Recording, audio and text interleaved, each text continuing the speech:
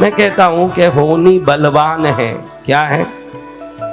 एक बार सीता वनवास में माता पर्ण कुटीर में सो रही।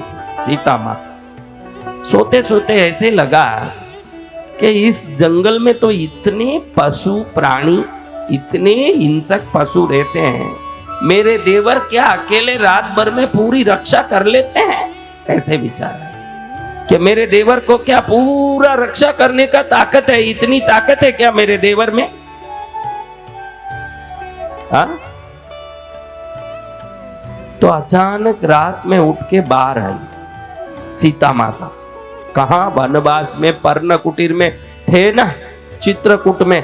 जब की बात, जब बाहर आती है तो देखती है 15 फुट जितना विशाल नाग बड़ा फन मार के फू फू करते करते चारों तरफ झोपड़ी को घूम रहा है। देखते ही डर गई और अंदर आके अपने पति श्री राम को जगाया। महाराज उठिए, महाराज उठिए। घबराई हुई है, श्वास फूल रहा है, बाहर विशाल भुजंग देखा, घबराहट हो रहा है। घबरा के बोल रही है, प्राणनाथ उठिए। राम जी उठ के पूछते हैं, क्या बात है सीते, क्या हुआ?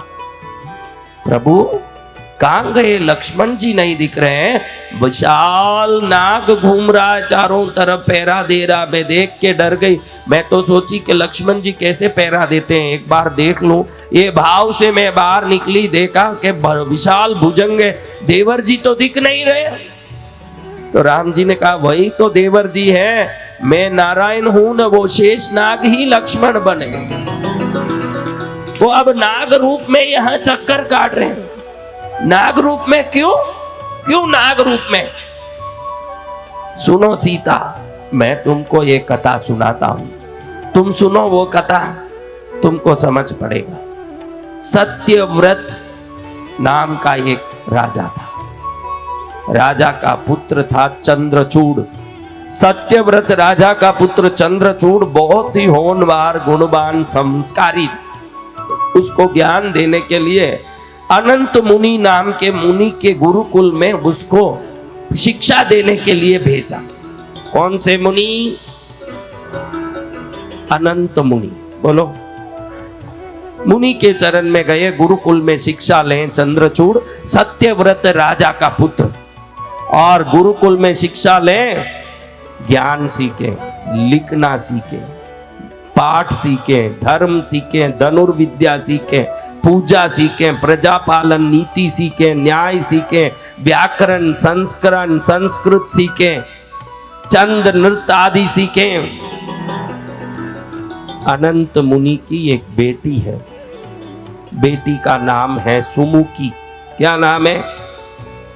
सुमुखी। सुमुखी चंद्रचूड़ को देख के आकर्षित हो गई।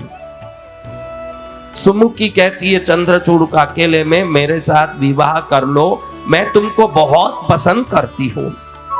तो चंद्रचूड़ कहते हैं, बहन तुम मेरी गुरु की बेटी हो, और शास्त्र कहता है गुरु की बेटी शिष्य की बहन होती है, और बहन होने के कारण मैं तुमको पति को सौंपूंगा किसी अच्छे लड़के को।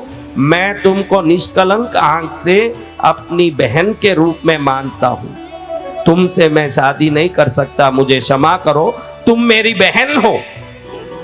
सुनते ही सुमुखी को गुस्सा आ गया, मैं इससे इतना निवेदन कर रही हूं मेरे से शादी कर लो, और ये कहता बहन है न, भाई है न, ऐसे कहता।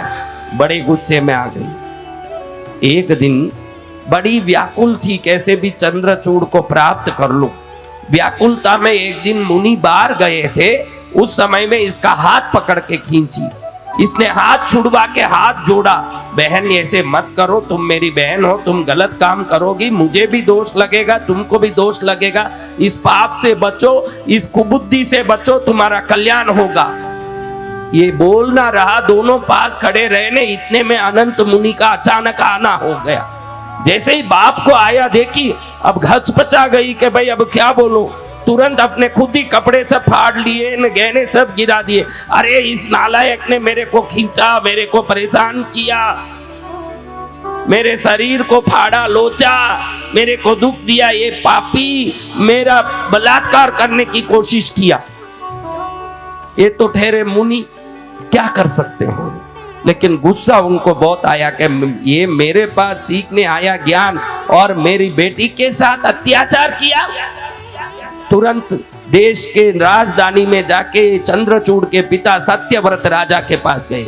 आपके बेटे ने मेरे बेटी के साथ अनाचार किया है, मेरी बेटी बड़ी दुखी होकर रो रही है, आप ही न्याय दिलाइए। आज के जमाने में देखो, एमपीओ के बेटे गली में लड़कियों की साड़ी खींचते फिर रहे हैं, एमएलए का बेटा लड़कियों की साड़ी खींचता फिर रहा है। कुछ बोलोगे तो बाप बेटे का पक्ष लेता है। ये वो जमाना था जब राजा धर्म का पक्ष लेते थे, अपने परिवार का पक्ष नहीं लेते।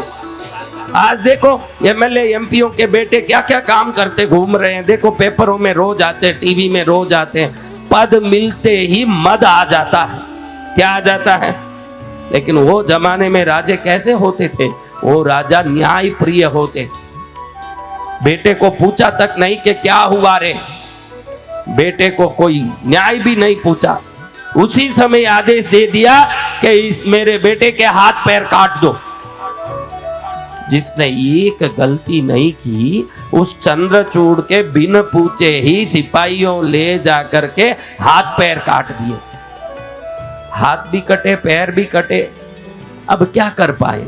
वहीं पड़े पड़े मरण अवस्था में चंद्रचूड़ तड़पते तड़पते रोया। गुरु का सिखाया हुआ नारायण आराधना उसको याद आया।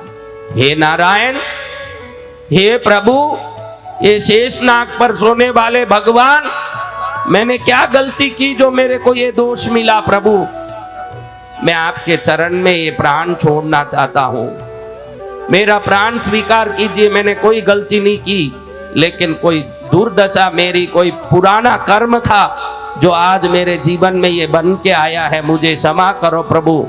हरि नारायण नारायण नारायण, हरि नारायण नारायण नारायण, हरि नारायण नारायण नारायण, हरि नारायण नारायण नारायण, हरि नारायण नारायण नारायण, हरि नारायण नारायण नारायण। नारायण नारायण करते करते चंद्रचूड़ ना दोनों हाथ हैं ना दोनों पैर, शरीर अंगहीन हो गया। अभी अंगहीन आदमी और कटे हुए पर कोई दवाई लगाने वाला भी नहीं। जल्लाद काट के चले गए, अब वो पड़ा है, मरना ही निश्चित है। रो रो के नारायण नारायण करे, सामने नारायण शेषनाग के साथ प्रकट हुए। क्या हो गए? शेषनाग के साथ प्रकट होके कहते हैं, चंद्रचूड़ घबराओ मत, अपने ही किए कर्म का फल मिलता है, कोई दूसरा हमको दुख नहीं दे सकता। संसार का कोई व्यक्ति किसी को दुख नहीं दे सकता। अच्छे कर्म किए अच्छे फल मिले, बुरे कर्म किए बुरे फल मिले। पूर्व जन्मों के कर्मों से तेरे आज अंग कटे हैं, फिर भी तू दुखी हो रहा है। तेरे दुख को दूर करने के लिए भगवान की कृपा होगी।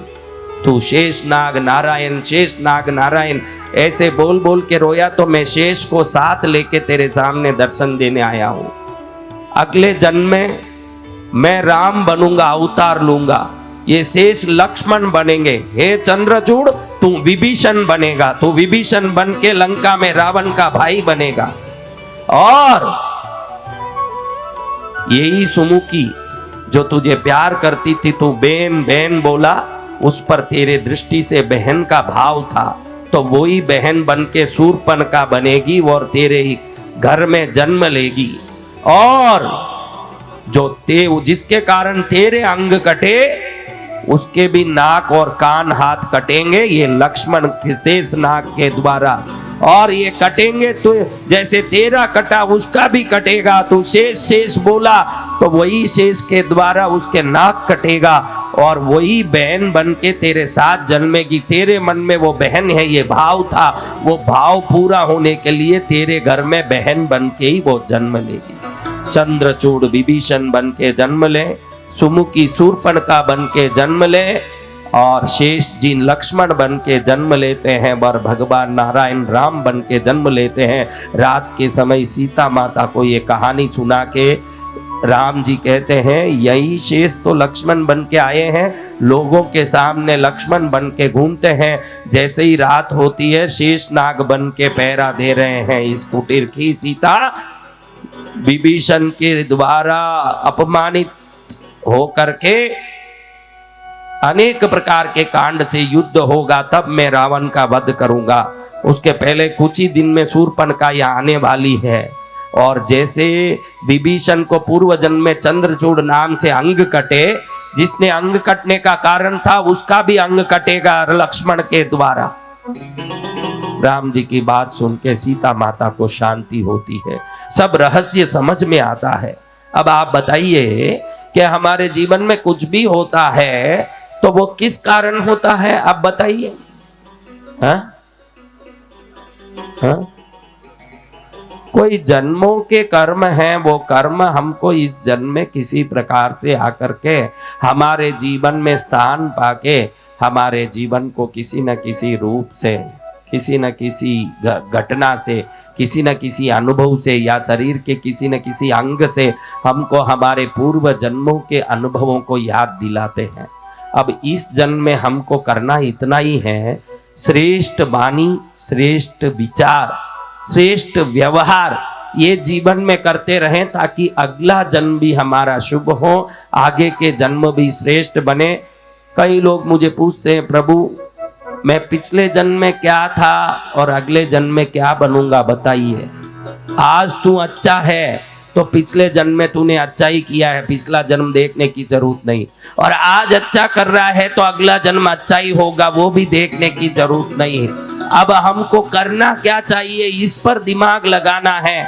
आज तक मुंह से गाली निकल रही थी, निंदा निकल रही थी, गुस्सा निकल रहा था, तो उसको निकाल के प्रेम, अपनापन, मधुर भाषा, आदर, सत्कार, सम्मान से वाणी को रखें। किसी के प्रति अच्छे भाव रखें, सबके प्रति शुभ बर्तन रखेंगे, हमारा शुभ ही शुभ होगा। ये कथा वही समझाता।